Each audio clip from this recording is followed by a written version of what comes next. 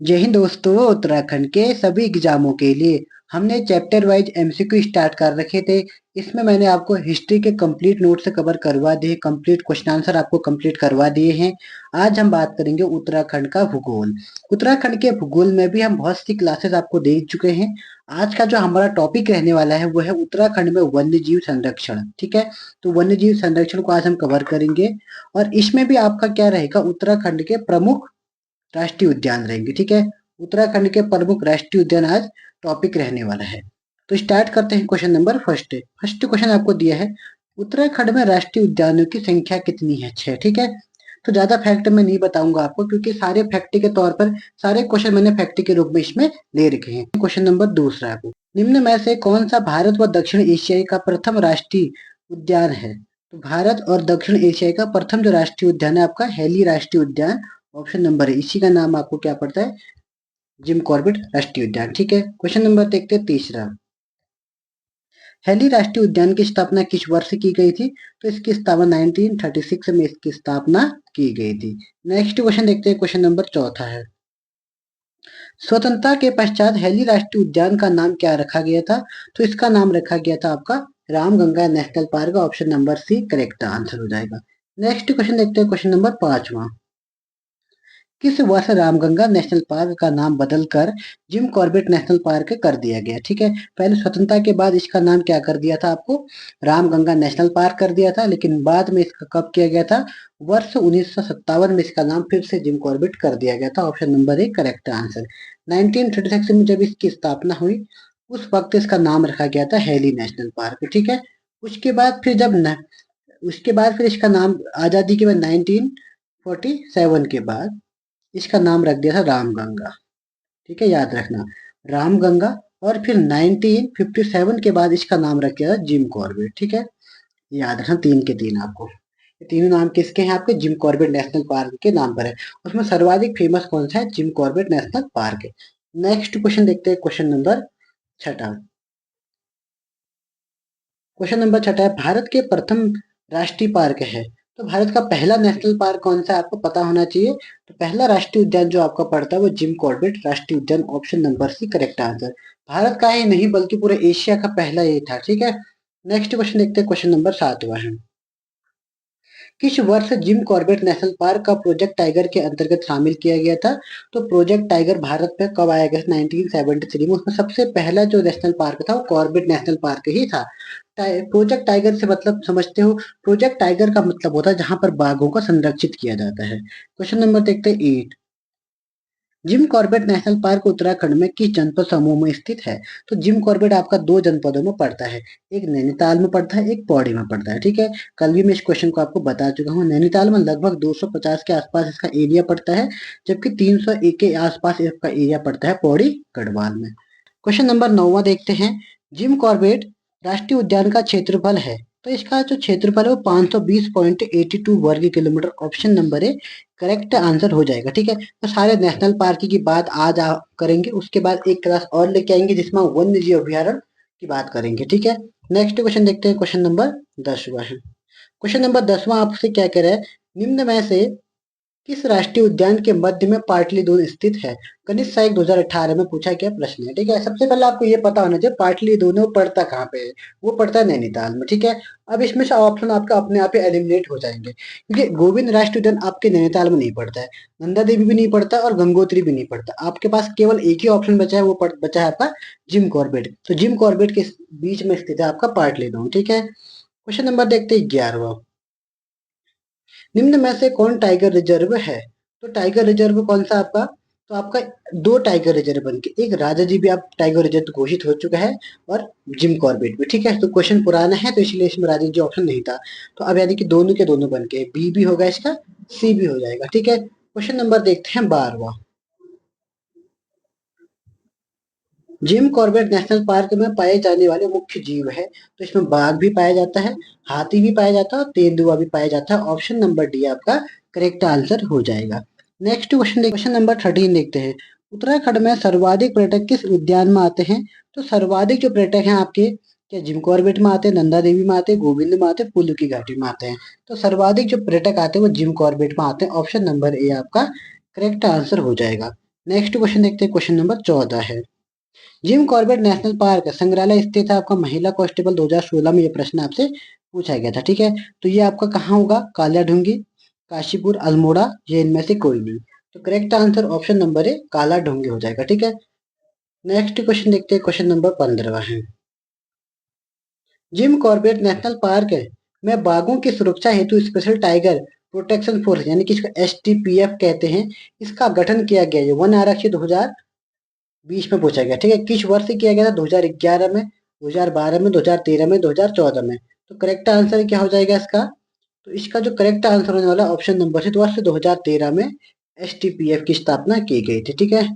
Question number देखते हैं 16। राजाजी राष्ट्रीय उद्यान की स्थापना किस वर्ष हुई थी? तो इसकी स्थापना आपका हुई 1983 में राजाजी राष्ट्रीय उद्यान की स्थापना हुई थी। नेक्स्ट क्वेश्चन देखते हैं, क्वेश्चन नंबर 17।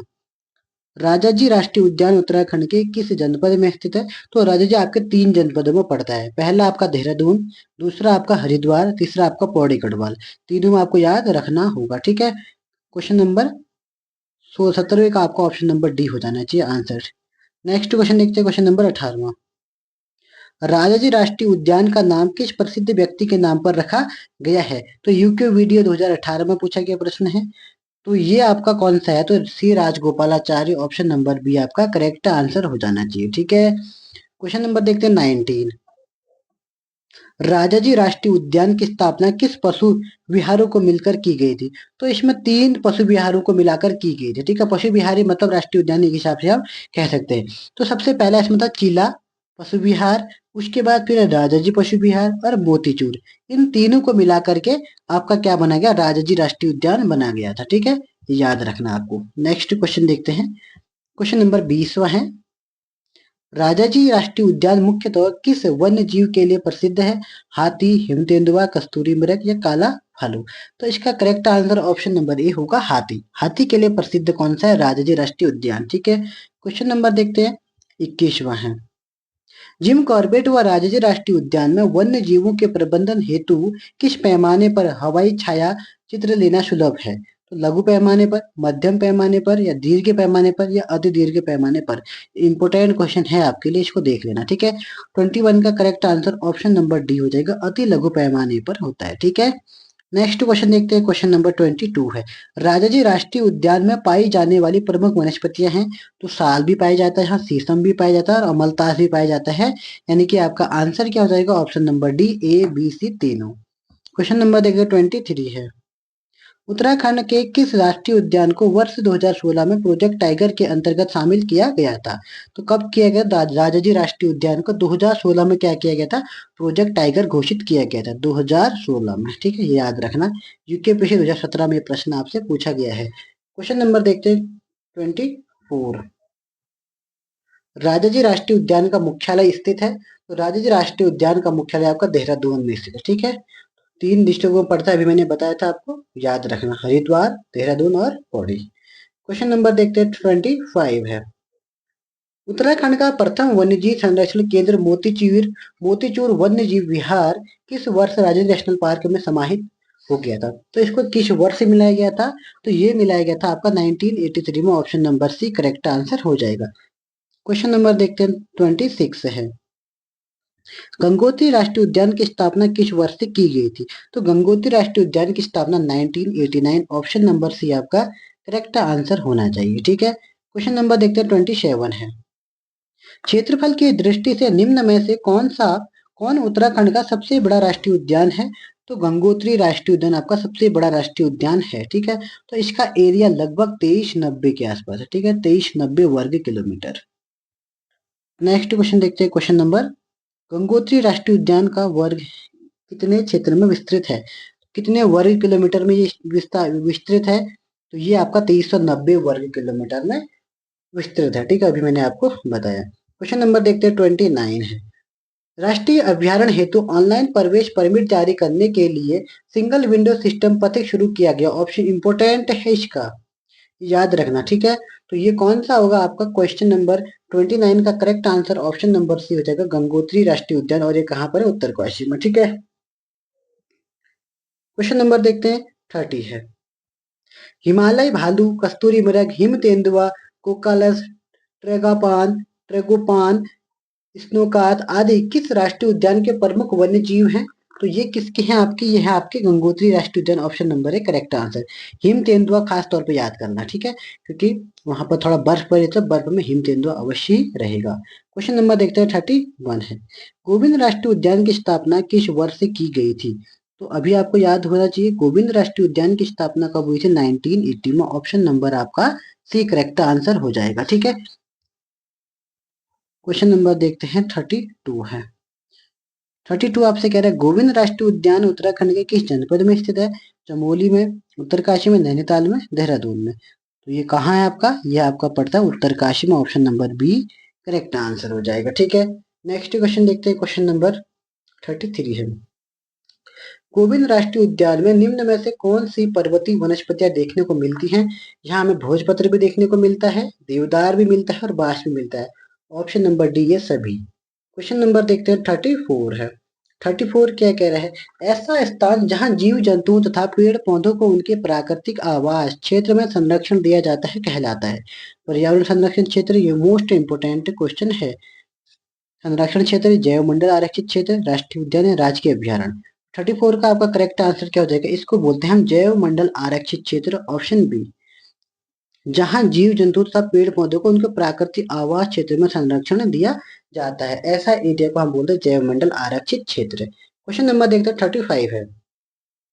किस वर्ष यूनेस्को ने जैव मंडल आरक्षित क्षेत्र कार्यक्रम की शुरुआत की थी? 1971, 1975, 1989 या 1995 है। 35 का करेक्ट आंसर ऑप्शन नंबर है 1971 में इसने यूनेस्को ने जैव मंडल आरक्षित क्षेत्र को कार्यक्रम की शुरुआत यहाँ पर की गई थी। नेक्स्ट क्वेश्चन देखते हैं, क्वेश्चन नंबर 36 है। यूकेपीएससी 2012 में प्रश्न आपसे पूछा गया है, निम्न में से कौन सा एक जैव आरक्षित क्षेत्र है? तो गोविंद राष्ट्रीय उद्यान है, कॉर्बेट भी राष्ट्रीय उद्यान है और राजा देवी राष्ट्रीय उद्यान है कि नंदा देवी क्या है वह जैव आरक्षित क्षेत्र भी है और एक राष्ट्रीय उद्यान भी है। तो यहाँ पर ऑप्शन डी आपका करेक्ट आंसर हो जाएगा, ठीक है। नेक्स्ट क्वेश्चन देखते हैं, क्वेश्चन नंबर 37 है। उत्तराखंड में नंदा देवी जैव मंडल आरक्षित क्षेत्र के अंतर्गत कौन से राष्ट्रीय उद्यान आते हैं? तो इसमें आपके कौन से आते हैं? इसमें दो राष्ट्रीय उद्यान यहाँ पर आते हैं। एक आपका नंदा देवी राष्ट्रीय उद्यान आता है और एक फूलों की घाटी राष्ट्रीय उद्यान आता है, ए और बी। 37 का correct answer option number D हो जाएगा, ए और बी दोनों हो जाएगा, ठीक है। नेक्स्ट क्वेश्चन देखते हैं, क्वेश्चन नंबर 38 है। नंदा देवी राष्ट्रीय उद्यान किस वर्ष स्थापित किया गया था? तो नंदा देवी राष्ट्रीय उद्यान आपको कब स्थापित किया गया था? 1980 में, 1982 में, 1987, 1992 में। तो करेक्ट आंसर क्या हो जाएगा आपका? 38 का option number B correct answer हो जाएगा। 1982 में इसकी स्थापना हुई थी। क्वेश्चन नंबर देखते हैं 39 है। नंदा देवी राष्ट्रीय उद्यान उत्तराखंड के किस जनपद में स्थित है? तो कनिष्ठ सहायक 2016 में यह प्रश्न आपसे पूछा गया है। तो नंदा देवी आपके चमोली में पड़ता है, option number A correct answer हो जाएगा, ठीक है। अब आपसे क्वेश्चन पूछेगा तो मिलान वाले पूछ सकता है या फिर आपको कथन वाले पूछ सकता है। तो अभी आगे एक दो क्वेश्चन ऐसे भी आएंगे, उनको भी हम सॉल्व करेंगे। क्वेश्चन नंबर देखते हैं 40 वाला है। नंदा देवी राष्ट्रीय उद्यान को यूनेस्को के विश्व धरोहर सूची में किस वर्ष शामिल किया गया था? तो 1988 में किया गया था, ठीक है। और फूलों की घाटी को कब किया गया था? 2005 में। ये दोनों याद रखना, ठीक है। नेक्स्ट क्वेश्चन देखते हैं, क्वेश्चन नंबर 41 है। नंदा देवी राष्ट्रीय उद्यान समुद्र तल से कितनी ऊंचाई पर स्थित है? तो 3232 मीटर, 4241 मीटर या 5431 मीटर या 6702 मीटर। करेक्ट आंसर क्या हो जाएगा? ऑप्शन नंबर सी 5431 मीटर समुद्र तल से ऊंचाई है इसकी, किसकी? नंदा देवी राष्ट्रीय उद्यान की। क्वेश्चन नंबर देखते हैं 42 है। नंदा देवी राष्ट्रीय उद्यान निम्न में से कौन से वन्य जीवों के लिए प्रसिद्ध है? कस्तूरी मृग के लिए भी है, हिमालयन भालू के लिए भी है और हिम तेंदुए के लिए भी है। तो 42 का correct answer option number D ये सभी हो जाएगा, ठीक है। नेक्स्ट क्वेश्चन देखते हैं, क्वेश्चन नंबर 43 है। नंदा देवी राष्ट्रीय उद्यान का मुख्यालय कहाँ स्थित है? तो ये आपका पड़ता है जोशीमठ में, चमोली जोशीमठ। ऑप्शन बी आपका करेक्ट आंसर हो जाएगा। नेक्स्ट क्वेश्चन देखते हैं, क्वेश्चन नंबर 44 है। फूलों की घाटी को किस वर्ष राष्ट्रीय उद्यान घोषित किया गया था? तो इसको वर्ष 1982 में, इसको भी 82 में घोषित किया गया था। ऑप्शन सी आपका करेक्ट आंसर होने वाला है। क्वेश्चन नंबर देखते हैं 45 है। विश्व प्रसिद्ध फूलों की घाटी उत्तराखंड के किस जनपद में स्थित है? अपर निजी सचिव 2018 में यह प्रश्न आपसे पूछा गया है। तो कहाँ पड़ता है आपका? चमोली में पड़ता है, याद रखना। नेक्स्ट क्वेश्चन देखते हैं, क्वेश्चन नंबर 46 है। फूलों की घाटी स्थित है तो आप कहाँ है? उत्तराखंड में। ऑप्शन डी आप करेक्ट आंसर। ये तो काफी आसान क्वेश्चन हो गया आपके लिए। क्वेश्चन नंबर देखते हैं 47। महाभारत में वर्णित नंदन कानन को वर्तमान में कहा जाता है। कार्यालय सहायक 2016 में ये प्रश्न आपसे पूछा गया है।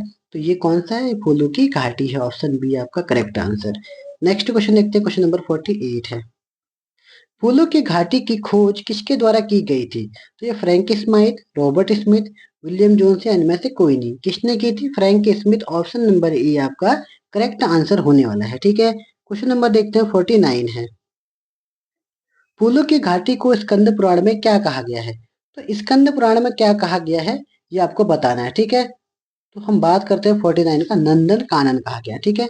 इसको अलका भी कहते हैं, इसको गंधमादन भी बोलते हैं। ठीक है। और पुष्प रसा भी इसको कहते हैं। लेकिन आपसे पूछ रहा है स्कंद पुराण में क्या कहा गया है, तो इसको नंदन कानन गया है कहा गया है। ठीक है।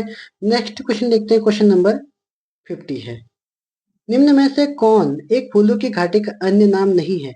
तो बैकुंठ इसका नाम है, पुष्पावली भी इसका नाम है, भ्यूंडार पार्क भी इसका नाम है, लेकिन पुष्प सरोवर इसका नाम नहीं है। ऑप्शन सी आपका करेक्ट आंसर हो जाएगा। क्वेश्चन नंबर देखते हैं 51 है।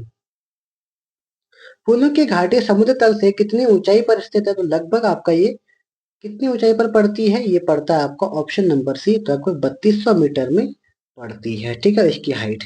क्वेश्चन नंबर देखते हैं अब हम 52 है। यूनेस्को द्वारा फूलों की घाटी को विश्व धरोहर घोषित किया गया था। अभी मैंने आपको बताया था कब किया गया था, 2005 में। ऑप्शन बी आपका करेक्ट आंसर हो जाएगा। क्वेश्चन नंबर देखते हैं 53। 87.5 किलोमीटर क्षेत्र में विस्तृत फूलों की घाटी राष्ट्रीय उद्यान का मुख्यालय कहाँ स्थित है? तो मुख्यालय पूछ रहा है आपका। इसका मुख्यालय भी आपका कहाँ पड़ता है? जोशीमठ में पड़ता है। जोशीमठ कहाँ है? चमोली में। Option number A correct answer हो जाएगा। जोशीमठ और चमोली दोनों ऑप्शन में होगा तो हमेशा आप परफेक्ट जगह को ही क्लिक करोगे। ठीक है, तो ऑप्शन ए आपका करेक्ट आंसर। क्वेश्चन नंबर देखते हैं 54। फूलों की घाटी में फूल खिलने का समय होता है। तो 54 का करेक्ट आंसर क्या हो जाएगा? फूल कब खिलते हैं इसमें? जुलाई से अक्टूबर के मध्य तक। ऑप्शन नंबर सी आपका करेक्ट आंसर होना चाहिए। ठीक है, ये प्रश्न इंपोर्टेंट है, ये भी आप याद कर लेना। नेक्स्ट क्वेश्चन देखते हैं। क्वेश्चन नंबर 55 है। सही युग्म का चयन कीजिए। गंगोत्री नेशनल पार्क उत्तरकाशी में बिल्कुल सही है। बिनसर वाइल्ड लाइफ सेंचुरी अल्मोड़ा में है, ये भी बिल्कुल सही है। और सोन नदी वाइल्ड लाइफ सेंचुरी रुद्रप्रयाग में, ये आपका गलत है। तो यानी कि सही पूछ रहा था, ए और बी दोनों है। सोन नदी आपका पड़ता पौड़ी में, याद रखना। ठीक है, रुद्रप्रयाग में नहीं पड़ता। ए और बी दोनों आपका सही है। नेक्स्ट क्वेश्चन देखते हैं। क्वेश्चन नंबर 56 है। सही युग्म का फिर से आपको चयन करना है। जिम कॉर्बेट नेशनल पार्क असत्य बताना है आपका। ठीक है, तो ये Jim Corbett national park Pauri में बिल्कुल सही है आपका। फूलों की घाटी राष्ट्रीय पार्क चमोली में बिल्कुल सही है। नंदा देवी राष्ट्रीय उद्यान आपका ये मुझे गलत लग रहा है, क्योंकि नंदा देवी मैंने बताया था चमोली में पड़ता है। ठीक है, गोविंद नेशनल पार्क उत्तरकाशी, ये भी आपका सही है। तो ऑप्शन नंबर सी आपका करेक्ट आंसर हो जाएगा। नेक्स्ट क्वेश्चन देखते हैं। क्वेश्चन नंबर 57 है। अब आपको सुमेलित करना है। कॉर्बेट नेशनल पार्क इसका एक अलग नाम है, किस नदी के तट पर है, ऐसा आपसे पूछना है। सही सुमेलित है ऐसे पूछ रहा है। ठीक है, तो कॉर्बेट नेशनल पार्क अलकनंदा, ये तो बिल्कुल आपका गलत है। फूलों की घाटी यमुना, ये भी आपका गलत है। गंगोत्री नेशनल पार्क, ये भी आपका गलत है। तो ऑप्शन नंबर डी आपका करेक्ट हो जाएगा। इनमें से कोई भी सही नहीं है। गणेश सहायक 2016 में ये प्रश्न आपसे पूछा गया है। नेक्स्ट क्वेश्चन देखते हैं। क्वेश्चन नंबर 58 है। 58 क्वेश्चन आपसे क्या कह रहा है? राष्ट्रीय उद्यान में उनके क्षेत्रफल में कौन सम्मिलित नहीं है पूछ रहा है। तो जिम कॉर्बेट का आपका 520 है, बिल्कुल सही है। नंदा देवी का 624 है, ये भी आपका सही है। गोविंद का आपका 472 है, ये भी आपका सही है। लेकिन फूलों की घाटी का आपका 83 ना होकर 87.5 के आसपास है। ठीक है, तो करेक्ट आंसर 58 का ऑप्शन नंबर डी हो जाएगा। नेक्स्ट क्वेश्चन देखते हैं। क्वेश्चन नंबर 59 है। फिर आपको इसमें सुमेलित करना है। ठीक है, तो सुमेलित कीजिए।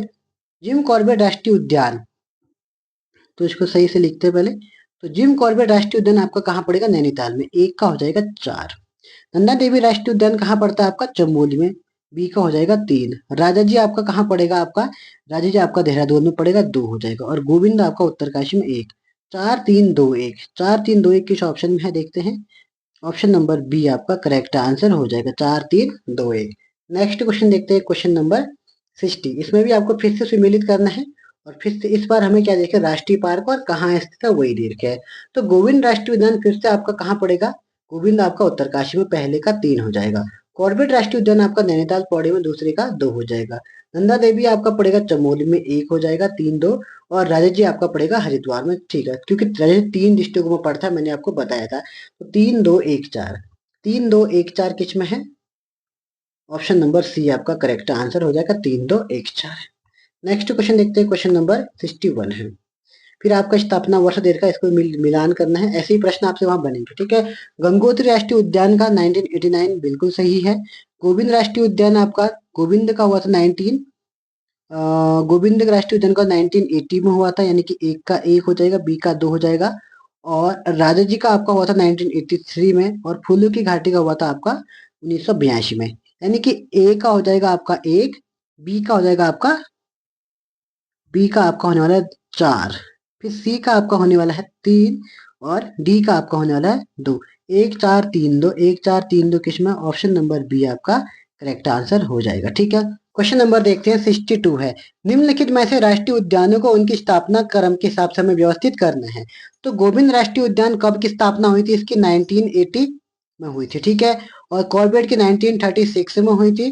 गंगोत्री 1989 में हुई थी, और राजू जी आपका 1983 में हुई थी। तो सबसे पहले आपका 2 आएगा, 2 के बाद 1 आएगा, 1 के बाद आपका आएगा 4, फिर 3।